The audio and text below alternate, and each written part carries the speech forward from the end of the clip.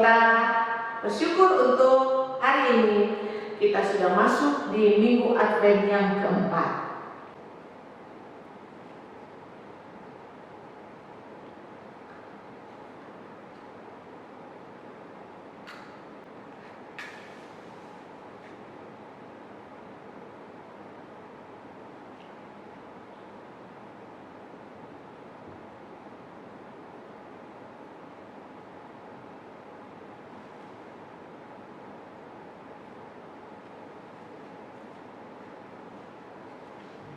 Minggu Advent yang keempat ini kita tetap merasakan kasih Allah. Kita diberi kesempatan hidup sampai hari ini di akhir bulan Desember. Mari kita angkat pujian kasih Allah di dalam PPK nomor 21.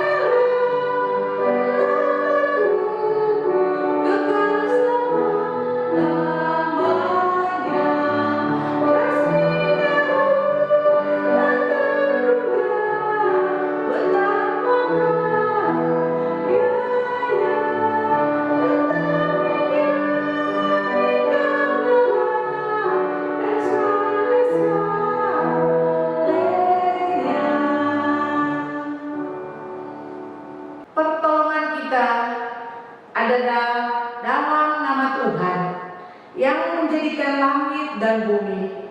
Kasih karunia dan damai sejahtera dari Allah Bapa kita dan dari Tuhan Yesus Kristus menyertai kita sekalian.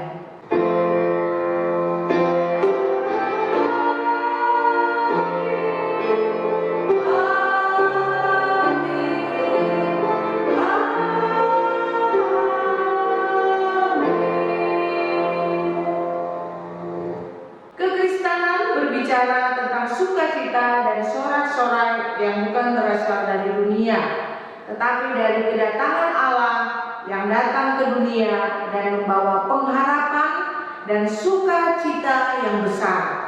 Sama seperti yang Maria katakan dalam Lukas pasal 1 ayat 46b sampai 48a.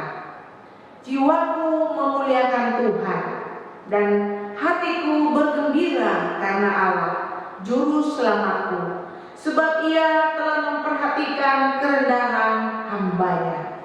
Kita masuk di dalam pengakuan dosa. Kita berdoa. Bapa di surga, kami bersyukur untuk minggu Advent yang keempat. Engkau berikan kami kesempatan untuk memuji dan mengagungkan Engkau, melihat kebaikan Tuhan yang sangat besar dalam hidup kami. Kami pun bersyukur Tuhan, kami diberi kesempatan untuk mengakui akan dosa-dosa kami, memohon belas kasihan Tuhan akan pengampunan dosa. Hari ini ya Tuhan, kami memohon dengan kerendahan hati kami, mohon belas kasihan Tuhan, Engkau kiranya mengampuni dosa kami ya Tuhan. Dosa yang kami sudah lakukan, baik disengaja maupun tidak disengaja. Ini doa kami Tuhan, di dalam nama Tuhan Yesus kami berdoa. Amin. Sebagai umat-Nya yang sudah mengakui setiap dosa dan pelanggaran di hadapan Tuhan, marilah dengan bangkit berdiri kita menerima berita anugerah pada hari ini yang terambil dari Mazmur pasal 130 ayat 3 sampai 4 yang berkata, "Jika Engkau ya Tuhan mengingat-ingat kesalahan-kesalahan, Tuhan, siapakah yang dapat tahan? Tetapi padamu ada pengampunan, supaya Engkau ditakuti orang." Demikianlah berita anugerah dari Tuhan.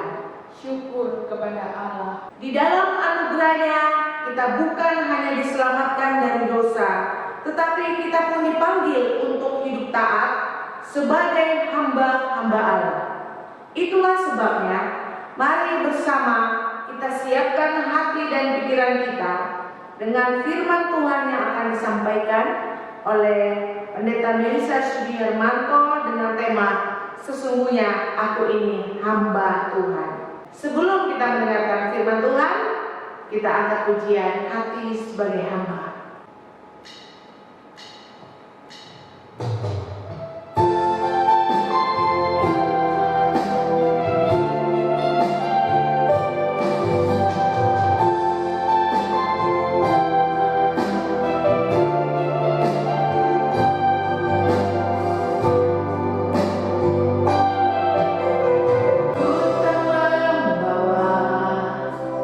Apapun juga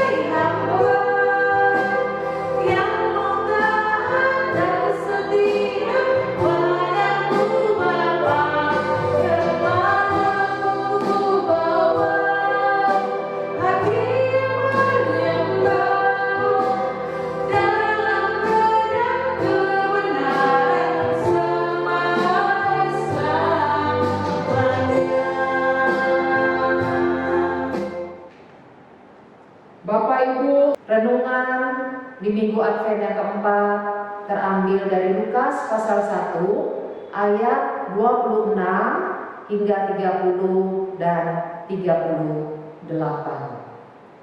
Dalam bulan yang ke-6, Allah menyuruh malaikat Gabriel pergi ke sebuah kota di Galilea bernama Nazaret, kepada seorang perawan yang bertunangan dengan seorang bernama Yusuf dari keluarga Daud. Nama perawan itu Maria. Ketika malaikat itu masuk ke rumah Maria, ia berkata, "Salam, hai engkau yang dikaruniai, Tuhan menyertai engkau." Maria terkejut mendengar perkataan itu, lalu berkata di dalam hatinya, "Apakah arti salam itu?" Kata malaikat itu kepadanya, "Jangan takut, hai Maria, sebab engkau beroleh kasih karunia di hadapan Allah." Ayat 38, kata Maria, "Sesungguhnya aku ini adalah hamba Tuhan. Jadilah padaku menurut perkataanmu itu." Lalu malaikat itu meninggalkan dia. Demikianlah firman Tuhan. Berbahagia mereka yang mendengarkan firman Allah dan yang memeliharanya. Maranatha.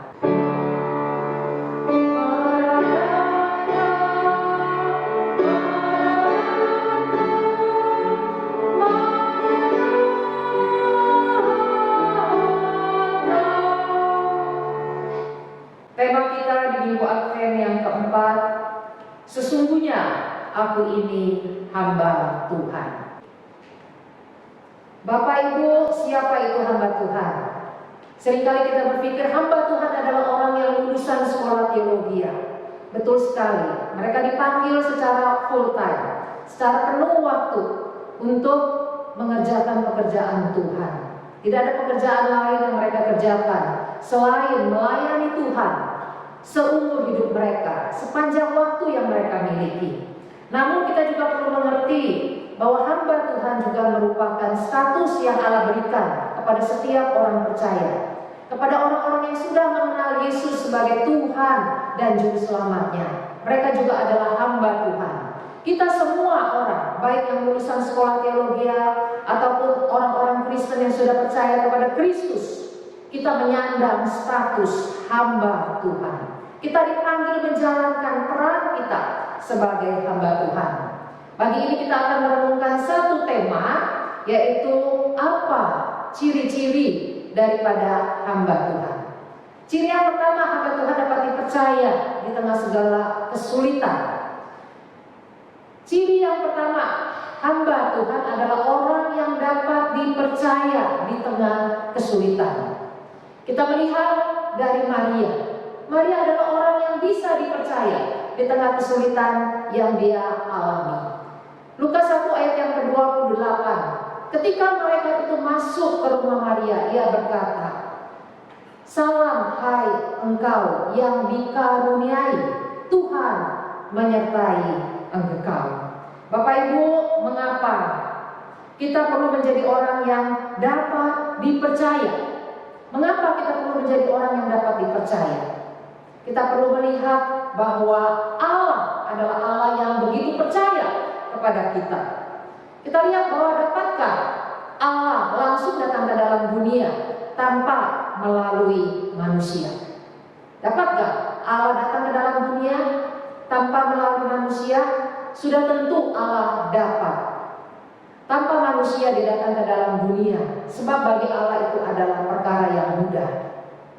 Namun Bapak Ibu, ketika Tuhan berencana datang ke dalam dunia, Tuhan melibatkan manusia yang berdosa. Ini harus kita lihat sebagai suatu kepercayaan buat kita. Ini bukan karena Allah tidak mampu, tapi ini adalah suatu kehormatan, suatu kepercayaan buat kita. Kita melihat dari silsilah Tuhan Yesus, ada begitu banyak sekali orang yang dilibatkan dari berbagai kalangan, dari kalangan atas, bahkan masyarakat bawah. Kita melihat bapak beriman Abraham dilibatkan, dan kita juga melihat pelacur yaitu Rahab pun terlibat di dalam silsilah Tuhan Yesus. Dari silsilah itu juga kita melihat ada orang yang terkenal, namun juga ada orang yang tidak ada apa-apanya. dijadikan silsilah untuk menghadirkan Tuhan Yesus ke dalam dunia. Bapak Ibu, ketika Maria diminta menjadi ibu dari Mesias, jelas itu bukan karena Maria lebih rohani atau lebih baik dari wanita di Yerusalem pada saat itu, tapi itu semata-mata karena kepercayaan. Itu semata-mata karena anugerah. Dan mana kita tahu bahwa Maria itu mendapatkan anugerah, mendapatkan kepercayaan. Dari Lukas 1 ayat yang ke-28. Lukas 1 ayat yang ke-28, ketika malaikat datang kepada Maria dan berkata, "Salam, hai engkau yang dikaruniai." Kata karunia, yaitu grace dalam bahasa Inggrisnya, artinya apa? Artinya adalah orang yang mendapatkan kasih sayang, mendapatkan kebaikan. Jadi kita melihat di sini Allah yang menentukan siapa yang akan mendapatkan kasih sayang.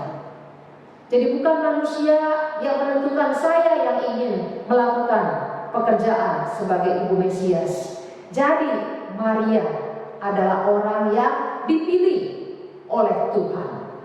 Malaikat menekankan bahwa ini adalah inisiatif Allah untuk melakukan pekerjaan sebagai ibu Mesias. Sehingga malaikat itu ulangi lagi di ayat 30. Kata malaikat itu kepadanya, "Jangan takut, hai Maria, sebab engkau beroleh kasih karunia di hadapan Allah." Maria mendapatkan kasih sayang. Di dalam bahasa Inggrisnya adalah favor, kemurahan, ya, mendapatkan kebaikan, mendapatkan kasih sayang, atau di dalam bahasa Yunaninya charis, mendapatkan anugerah. Jadi kita lihat sesungguhnya Maria tidak layak, tidak pantas untuk mendapatkan tugas ini. Namun Allah ingin mempercayakan hal ini kepada Maria. Bapak Ibu, kita juga melihat bahwa Maria belajar dari sejarah. Allah ingin melibatkan manusia di dalam rencananya. Oleh karena itu ketika malaikat meminta dia terlibat menjadi ibu Mesias, Maria rela. Dia tahu bahwa ini adalah suatu kehormatan, suatu kepercayaan buat dirinya. Bapak Ibu, apa bukti bahwa Maria adalah orang yang dapat dipercaya oleh Allah? Allah ingin mempercayakan tugas ini. Dan apa respon Maria? Mendapatkan kepercayaan. Maria menjadi orang yang dapat dipercaya. Dan apa buktinya bahwa Maria adalah orang yang dapat dipercaya oleh Allah? Bapak Ibu, Maria sadar kepercayaan yang sudah Allah berikan itu harus dikerjakan baik-baik. Oleh karena itu dia tidak pantang menyerah ketika menghadapi banyak kesulitan. Dia tetap bisa dipercaya di tengah-tengah begitu banyaknya kesulitan. Kita tahu bahwa Bethlehem terletak di tempat yang begitu tinggi, 760 meter, ya, harus mendaki. Bisa dibayangkan Maria yang dalam kondisi hamil tua harus melakukan perjalanan dengan binatang yang dia tunggangi mendaki. Tentu sangat tidak nyaman, membuat Maria dan Yusuf harus sering beristirahat, sehingga perjalanan itu lebih lama dari biasanya. Bapak Ibu, bagi yang sudah pernah hamil, ya, khususnya ibu-ibu, kalau dalam keadaan hamil tua sudah pasti tidak ingin kemana-mana, tapi lebih banyak ingin di rumah. Tidak mampu melakukan banyak pekerjaan berat, apalagi perjalanan yang begitu panjang.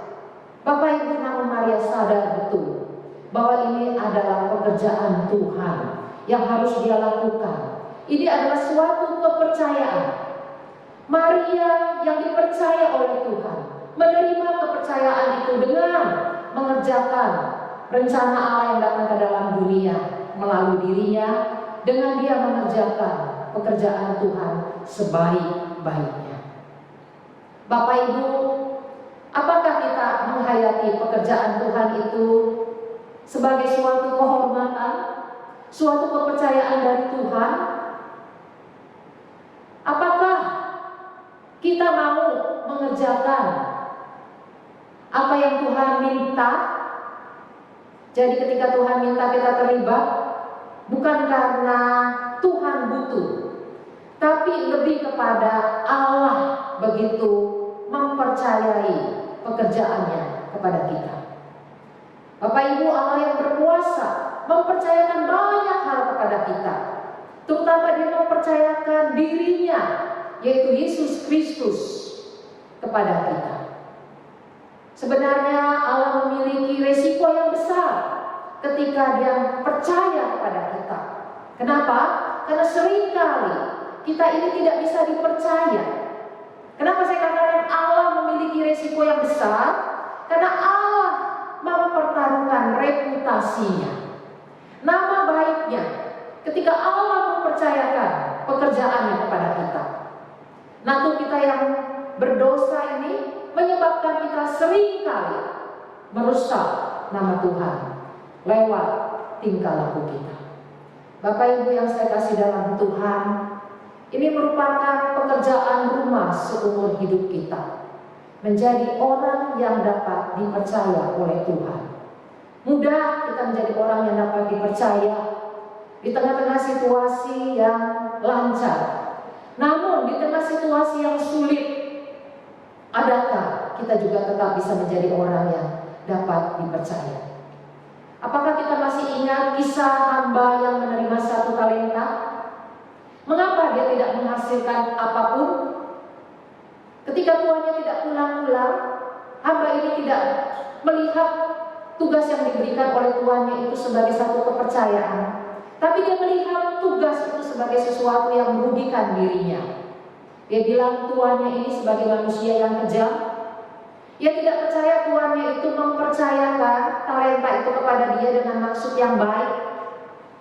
Kita lihat apa yang terjadi. Karena dia tidak percaya kepada tuannya, dia tidak berjuang untuk menghasilkan sesuatu. Sebab dia pikir tuannya itu adalah tuan yang merugikan dirinya. Bapak Ibu, apakah kita menjadi orang yang dapat dipercaya? Siapa itu orang yang dapat dipercaya?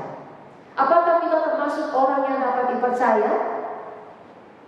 Orang yang dapat dipercaya walaupun tidak ada orang yang melihat perbuatan kita, tapi kita tahu bahwa ini adalah suatu kepercayaan. Maka kita tetap berjuang untuk menjadi orang yang dapat dipercaya. Walaupun tidak ada yang melihat, kita tetap bisa menjadi orang yang dapat dipercaya. Bapak Ibu, seringkali hanya Tuhan, iblis dan kita yang tahu apakah kita termasuk orang yang dapat dipercaya oleh atau tidak. Mari kita berusaha untuk menjadi pribadi yang dapat dipercaya. Seperti Maria, walaupun banyak kesulitan, dia tetap bisa dipercaya. Dia mengerjakan tugas dengan sebaik-baiknya. Mengapa kita perlu berjuang untuk menjadi orang yang dapat dipercaya? Sebab pada waktu kita bisa menjadi orang yang dapat dipercaya, kita sedang memuliakan Tuhan. Bukankah itu tujuan hidup yang Tuhan tetapkan? Kita bisa memuliakan Tuhan. Kita ingin nama Tuhan dipermuliakan dengan cara kita bisa menjadi orang yang dapat dipercaya. Dalam hal apakah kita masih belum dapat dipercaya? Apakah dalam hal keuangan? Apakah dalam hal relasi kita dengan pasangan, dengan orang tua, dengan anak? Ataukah dalam banyak hal kita masih belum bisa menjadi pribadi yang dapat dipercaya? Mari kita berjuang untuk menjadi orang yang dapat dipercaya. Walaupun ada kesulitan, kita berjuang untuk menjadi orang yang dapat dipercaya. Yang kedua, kita belajar apa yang menjadi ciri-ciri daripada hamba Tuhan. Kalau ciri yang pertama adalah dia dapat dipercaya di tengah kesulitan. Yang kedua, ciri daripada hamba adalah mengerti, memahami posisi tuan dan hamba. Kata Maria, sesungguhnya sesungguhnya aku ini adalah hamba Tuhan. Jadilah padaku menurut perkataanmu itu. Lalu malaikat itu meninggalkan dia. Bapak Ibu yang saya kasih dalam Tuhan, dengan kata lain Maria berkata, aku akan melakukan apa yang Tuhan mau. Mengapa Maria mau melakukan tugas yang penuh dengan resiko? Kenapa Maria mau melakukan tugas yang penuh resiko? Tidak lain karena Maria memiliki relasi yang dekat dengan Tuhan. Seseorang yang memiliki pengenalan yang tepat akan Tuhan, yang dalam akan Tuhan, lebih mudah taat kepada Tuhan. Oleh karena itu kita melihat ada banyak orang Kristen yang tidak taat. Kenapa? Sebab dia belum memiliki pengenalan yang dalam akan Tuhan. Dari mana Maria belajar konsep bahwa dia adalah hamba Tuhan? Dia belajar dari kitab-kitab Musa, Mazmur dan tulisan para nabi. Maria belajar bahwa Allah yang menciptakan segala sesuatu, termasuk dirinya, adalah Allah sebagai Tuhan, sebagai pemilik atas alam semesta, sebagai pemilik atas dirinya. Dan Maria sadar bahwa dia hanya hamba. Bapak Ibu, kata hamba yang terdapat dari perikop yang tadi kita baca berasal dari kata doulos dalam bahasa Yunani-nya, yang artinya budak atau pelayan. Hamba adalah seorang yang mengabdikan dirinya atau menyerahkan hak hidupnya kepada tuannya. Kenapa? Karena tuannya itu sudah membeli dia, sudah menebus dia dari tuan yang lain. Dia sudah dibeli oleh tuan yang baru ini. Jadi kita lihat, bukankah ini juga terjadi di dalam hidup kita? Tuhan Yesus telah membeli dan menebus dosa-dosa kita. Bukankah seharusnya kita juga mengabdikan hidup kita, menunjukkan kasih kita kepada Tuhan yang sudah menebus dosa-dosa kita? Bapak Ibu, Maria juga ingin menunjukkan kasihnya kepada Tuhan dengan melakukan apa yang Tuhan mau. Bapak Ibu, apa yang kita belajar tentang sifat Allah dari perikop ini? Kita melihat Allah sebagai Tuhan. Allah sebagai Tuhan tidak membiarkan Maria sebagai hambanya berada dalam bahaya yang besar atau menghadapi situasi yang dia tidak bisa hadapi. Bapak Ibu, saat itu Maria akan dirajam dengan batu jika Maria dinilai sudah berzina dengan laki-laki lain. Tapi Allah yang sifatnya sebagai Tuhan, sebagai pemilik, mengetahui keadaan Maria. Oleh karena itu Allah berbicara kepada Yusuf melalui mimpi, sehingga Yusuf sadar bahwa dia tidak boleh meninggalkan Maria. Dia mendampingi Maria dengan setia, sehingga Maria tidak mengalami sampai harus dirajam dengan batu. Bapak Ibu, Allah melihat kesungguhan Maria melakukan tugasnya sebagai hamba, sehingga Allah pun tidak tinggal diam sebagai Tuhan, sebagai pemilik atas hidupnya. Allah terus terlibat dalam setiap perkara, setiap kesulitan, setiap detail persoalan yang Maria harus hadapi. Bapak Ibu, kiranya pengalaman Maria boleh menjadi berkat buat kita yang saat ini sedang mengalami banyak tantangan. Apakah tantangan ekonomi, tantangan di dalam pekerjaan, atau tantangan dalam kita mendidik anak-anak kita? Mungkin saat ini kita lagi memikirkan bagaimana caranya menghadapi tantangan tersebut.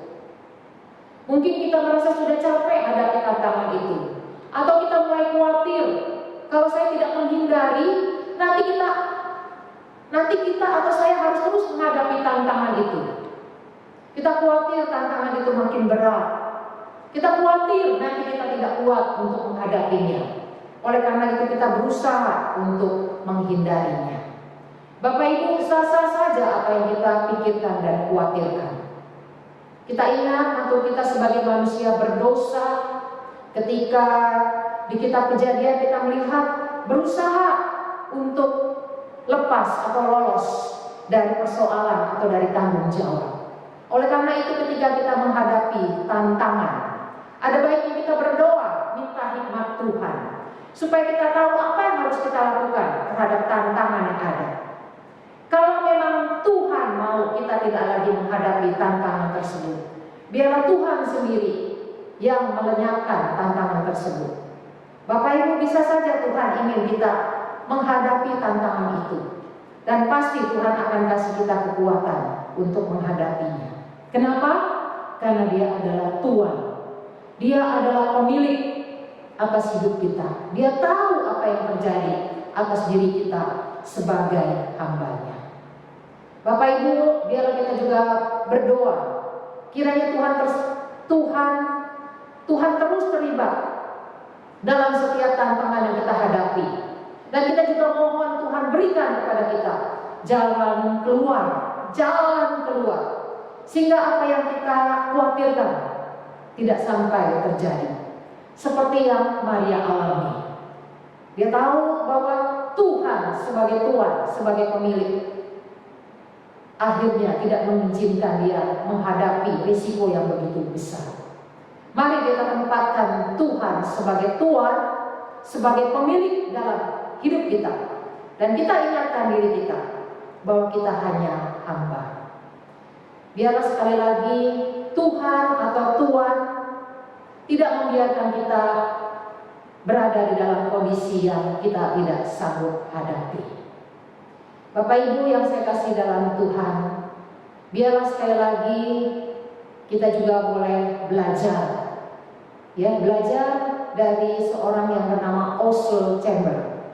Seorang hamba Tuhan, dia berkata, bila kesetiaan Anda dihadapkan dengan konflik batin, tetaplah taat pada Yesus Kristus, berapapun harga yang harus dibayar. Saudara, ketika kita sedang berjalan di jalan Tuhan dan banyak persoalan, yakinlah bahwa Allah akan menunjukkan kemurahan-Nya, menunjukkan anugerah-Nya.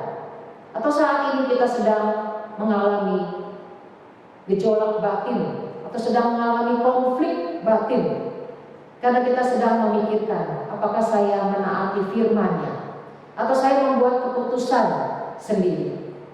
Tetaplah taat kepada Tuhan sebagai Tuhan kita, dan percaya ada anugerah, ada kemurahan Tuhan saat kita berjuang untuk taat kepada Tuhan kita. Biarlah kita belajar untuk terus taat kepada Tuhan dan percaya Tuhan memberikan kita kemurahan dan anugerah sehingga kita sanggup menanggungnya. Hari ini kita belajar dua hal tentang ciri-ciri seorang hamba. Yang pertama, dapat dipercaya di tengah kesulitan. Bagaimana dengan kita? Yang kedua, kita harus mengerti posisi Tuhan, posisi Tuhan sebagai orang yang berotoritas, sebagai pihak yang berotoritas, dan posisi kita sebagai hamba. Biarlah Tuhan menolong kita untuk terus belajar menjalankan peran kita sebagai hamba. Mari kita masuk di dalam doa. Bapa dalam surga, hari ini Tuhan, di minggu Advent yang keempat, Kau berbicara kepada kami bagaimana kami boleh menjadi seorang hamba Tuhan. Biarlah itu bukan hanya panggilan saja, tapi kami menjalankan peran kami seperti Maria yang berkata, sesungguhnya aku ini adalah hamba Tuhan. Tuhan, apakah di dalam hidup kami menjalankan fungsi kami sebagai hamba? Kami dapat dipercaya di tengah-tengah kesulitan. Banyak kali kami ingin lari Tuhan daripada kesulitan kami, dan kami akhirnya menghalalkan banyak hal. Kami tidak bisa dipercaya.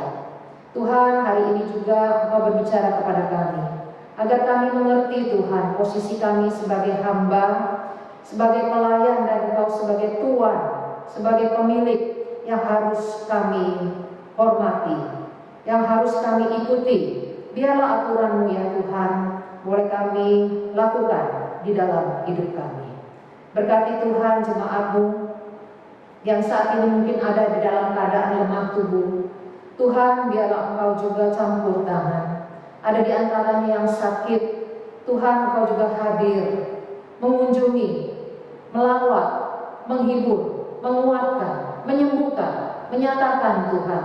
Sekali lagi pertolongan-Mu, sembuhkan mereka Tuhan, supaya mereka kembali boleh memuliakan Tuhan. Kami berdoa juga buat jemaat-Mu yang mengalami kesulitan dalam hal ekonomi, di dalam pekerjaan, dalam hal relasi dengan anak-anak, pasangan, ataupun Tuhan dengan pihak lain. Tuhan, biarlah kami juga tetap bawa di hadapan Tuhan. Kami percaya ada anugerah kemurahan Tuhan untuk kami boleh menghadapi tantangan yang ada. Ingatkan kami Tuhan untuk selalu datang kepada Tuhan kami, pemilik atas hidup kami. Dan kami juga Tuhan terus berdoa, minta hikmat Tuhan, agar Tuhan memberikan kepada kami jalan keluar. Tuhan, biarlah Engkau juga memberikan kepada kami kekuatan kalaupun kami harus menghadapinya. Kami pun mohon Tuhan, supaya kami tetap bisa memuliakan Tuhan di tengah-tengah kesulitan kami. Tuhan, kami juga berdoa, berkati bangsa kami Indonesia. Mampukan Tuhan supaya Indonesia juga boleh keluar dari masalah COVID ini. Ada vaksin yang boleh segera dihasilkan. Kami menyerahkan untuk pemerintah kami. Tuhan beri kekuatan kepada para menteri untuk bisa mencari solusi, untuk bisa ya Tuhan memikirkan apa yang terbaik buat bangsa kami. Berkati ya Tuhan sekali lagi Indonesia. Biarlah Indonesia bagi kemuliaan-Mu. Indonesia Tuhan juga boleh menjadi alat di tangan Tuhan. Indonesia juga ya Tuhan boleh menjadi hamba-hamba Tuhan. Melalui para pemimpin yang sudah percaya kepada-Mu, Kau pakai mereka di pemerintahan untuk menjadi alat di tangan Tuhan. Tuhan, inilah doa kami. Di dalam nama Tuhan Yesus Kristus kami berdoa. Amin. Marilah dengan bangkit berdiri bersama dengan gereja di segala abad dan tempat, kita mengakui iman menurut baptisan kita dengan pengakuan iman rasul. Aku percaya kepada Allah Bapa yang Maha Kuasa, Kalik langit dan bumi, dan kepada Yesus Kristus, Anaknya yang tunggal Tuhan kita, yang dikandung daripada Roh Kudus, lahir dari anak darah Maria, yang menderita sengsara di bawah pemerintahan Pontius Pilatus, disalibkan, mati dan dikuburkan, turun ke dalam kerajaan maut pada hari yang ketiga, bangkit pula dari antara orang mati, naik ke surga, duduk di sebelah kanan Allah, Bapa yang Maha Kuasa. Dan dari sana Ia akan datang untuk menghakimi orang yang hidup dan yang mati. Aku percaya kepada Roh Kudus, gereja yang kudus dan am, persekutuan Roh Kudus, pengampunan dosa, kebangkitan orang mati, dan hidup yang kekal. Amin. Saatnya kita akan memberikan persembahan. Persembahan boleh ditransfer ataupun langsung diberikan ke gereja. Nas persembahan diambil dalam Yunus 2 ayat yang ke-9. Tetapi aku dengan ucapan syukur akan kupersembahkan korban kepadamu. Apa yang kunasarkan akan kubayar. Keselamatan adalah dari Tuhan. Sambil kita memberikan persembahan, kita angkat pujian KPPK nomor 88, Dunia Gemar.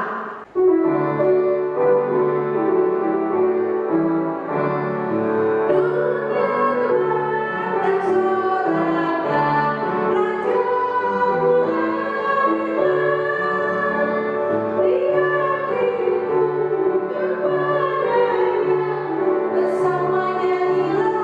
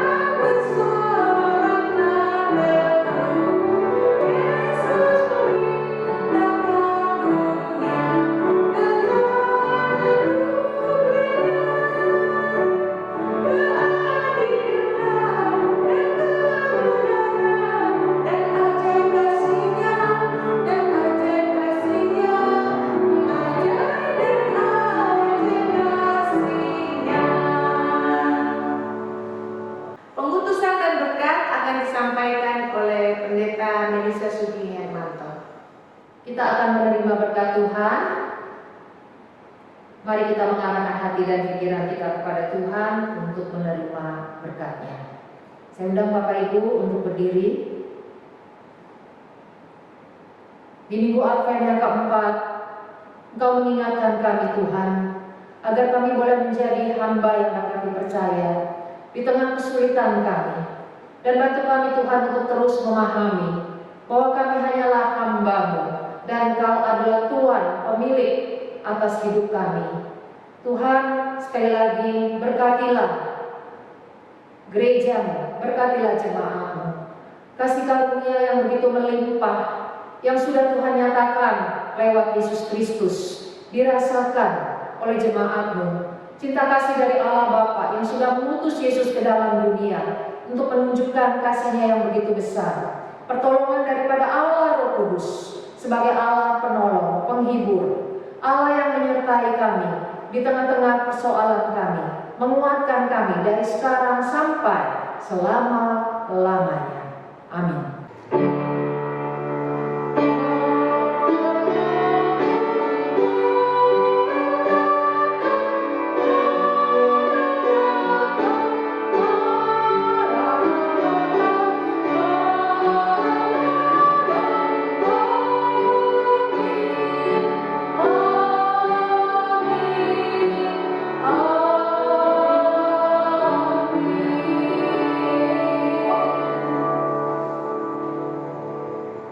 Ibadah selesai, Tuhan Yesus memberkati. Hai kota mungil Bethlehem, betapa kau senyap. Bintang di langit cemerlang melihat kau lelah.